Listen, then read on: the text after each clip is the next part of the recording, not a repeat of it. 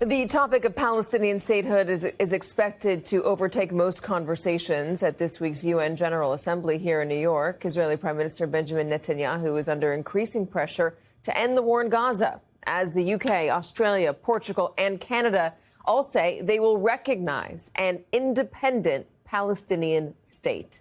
Joining us now, Senior Fellow for Middle East and Africa Studies at the Council on Foreign Relations, Stephen Cook. Stephen, good to have you. How big of a deal is this? Well, it's a big deal symbolically, of course, especially since America's traditional allies are really breaking with Washington on this issue. But on the ground, it's not going to matter much. There is no Palestinian state in the offing. And in fact, the Palestinian cause may be set back as a result, depending on how the Israeli government responds. There's a lot of pressure on Prime Minister Netanyahu from his right to annex West Bank territory in the response. And at the very least, the Israelis will move full steam ahead with construction of new settlements in the West Bank. Does this affect America at all? Does it put pressure on the American government to maybe, if not recognize Palestinian statehood, to push harder on Benjamin Netanyahu?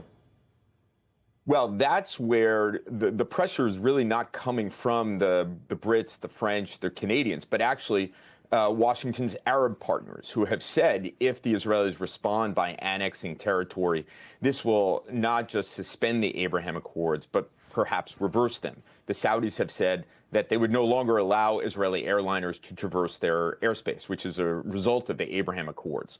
The Emiratis, who are so far have leaned so far forward in relations with Israel, especially after the signing of the Abraham Accords, have said that annexation is a red line.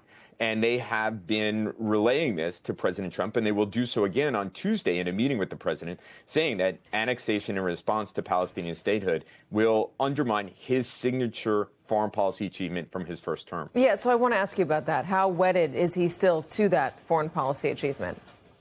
Well, that's a very, very good question. He came into office vowing to expand the Abraham Accords and vowing to oversee the normalization of relations between Saudi Arabia and Israel.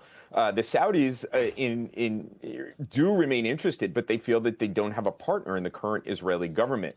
I don't think, though, that the president wants to oversee the suspension or reversal of this major agreement in the Middle East, on which he is quite rightly proud and has staked his legacy on.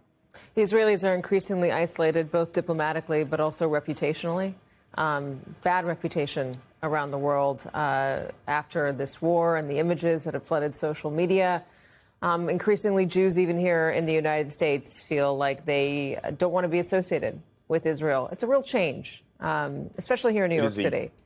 It is a huge change. And the destruction of Brand Israel from 5 years ago, where you could find, people talking about Israel's economic power, its miracle of technology, Silicon Wadi, has all disappeared. And the slide in Israel's global reputation has been precipitous and is picking up speed.